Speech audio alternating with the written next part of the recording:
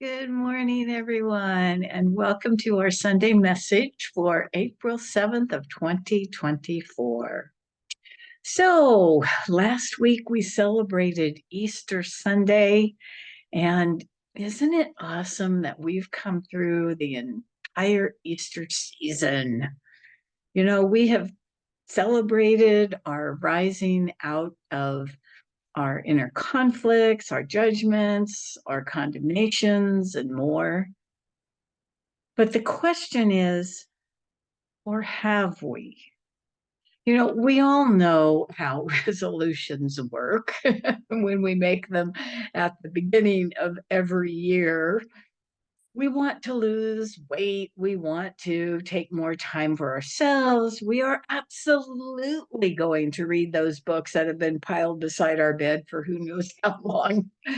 And whatever it is or was that we were going to do, we actually do really great for that first week and maybe even the first month. Then something always seems to happen. We have to go out of town, we have to take someone somewhere, we end up getting sick, something comes up that stops us from doing that thing that we want to do each and every day. And it maybe is only for a day and sometimes for a week or maybe even a month. And then we find the excuses. Well, I haven't been doing it this long and I'm too tired. It's too hard. You know, well, I was doing it for a week and now I have to start all over again. Whatever it is, we allow ourselves to fall away from, what we want to do. And we take in all those thoughts and we start to believe them. And when we're speaking about changing our thoughts from one set to another, it actually gets even harder because we not only have the day-to-day things that happen to pull us from, doing the physical things that we set out to do, like working out, reading, meditating, whatever it is. We also have our internal other selves working against us. We have all those parts in us that want to stay angry at so and so, whatever, that tell us all that this mystical stuff is absolutely just hogwash. And then we hear the voices inside that tell us we don't have time to meditate. After all, the house needs to be cleaned, the dishes have to be done. And oh, don't forget that we haven't balanced that checkbook and we better do it now. If that's not enough, when we finally do sit down to meditate, then the other voice begins. I just sat down. Is that a pain in my hip, my knee, my shoulder?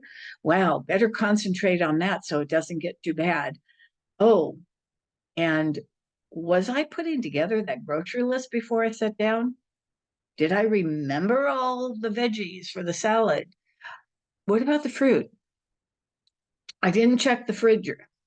Better remember to do that. Do I have enough salad dressing for the salad? Better check the cupboard to make sure I have extra. Okay, we're going to meditate. Wait a minute. Wasn't I going to go somewhere else when I went to the grocery store? What else did I want to pick up? Oh, why can't I remember that? Oh, that's right. Wanted to go by the hardware store. Okay, back to meditation. Oh, the plants. I forgot to water the plants. Does any of this sound familiar? Well, I actually have found that no matter how often I've been meditating, there are still those times where, a similar situation happens to me. So, of course, all I want to do is say, okay, now is not the time to meditate. I'll just get up and take care of all those things that keep turning up in my mind so I can finally relax and just meditate. And sometimes that is exactly what I do. just to get all that stuff done and out of my head. And that's all fine and dandy. But what do you do when you're out and about doing this and that and the other thing, and you aren't trying to meditate? What about when you have those thoughts that keep running through your mind, and they are the thoughts that you do not want to have? How do we keep ourselves motivated? Keep God first in our lives, our actions, and most importantly, our thoughts. So, what can we do to stay motivated for that? What can we change in our thoughts to help us stay motivated to put God first? And first of all, we have to understand that thoughts, whether positive or negative, affect our well being. A positive attitude, positive thoughts increase the well being of our mental, physical, and emotional selves to such a degree that only a few of us truly realize. Sometimes just holding that realization in mind helps to keep us motivated to continue to find the positive in life. And when you find your mind wandering to go off in this direction or that direction that you don't want it to, maybe we can think of times where, positive things happen to us. Maybe a time when those same thoughts came up and you were able to change them by thinking of some positive action that you took to change your environment, so that you felt better, which changed your whole attitude. When the thoughts of, why bother? I won't be able to do this anyway come up, maybe create a scenario in your mind where you were able to do it. Maybe seeing yourself filled with light and beaming light over the whole planet because you were fully aligned to source. There are so many motivational speakers out there that have shared their ideas of how to stay motivated, to work out, eat right, et cetera, whatever it is that you want to do. So I thought I would share those with you, but make them into a spiritual stance to help keep us motivated, to keep holding God first in our lives, and to hold that the Christ within us is the truth of our being. So the number one thing that they say is to focus on your strengths. Instead of dwelling on how often you have forgotten to meditate or how often you have forgotten to think of yourself as the divine, shift your focus to how many times you did meditate and how many times you were able to shift your thoughts from the mundane to the fact that you are the Christ in action right in that moment. The next thing they talk about is to practice gratitude. And from the motivational speaker's point of view, being grateful meant to look for things to be grateful for every day, and keeping a journal or making a gratitude list for all the things you found during the day that you are grateful for. When we're talking about being more Christ or God-centered, doing the same thing actually helps to build that connection. Just recording how many times during the day you meditated, and for how many, for how long, actually gets into your subconscious that this is what you want to be doing. If you notice that you were able to hold that space of being the divine at any time during the day, writing that down also helps to establish in your mind that you want to do that more often. So keeping a gratitude journal or writing gratitude statements down actually helps to reinforce those positive actions on your part. The next thing they talk about is reflect on your positive qualities. So just take a moment to consider what makes you unique. Are you resilient? Detail oriented, strong, and make a list of all the positive qualities of yourself that you can think of and reflect on them. Ask yourself, what makes you who you are?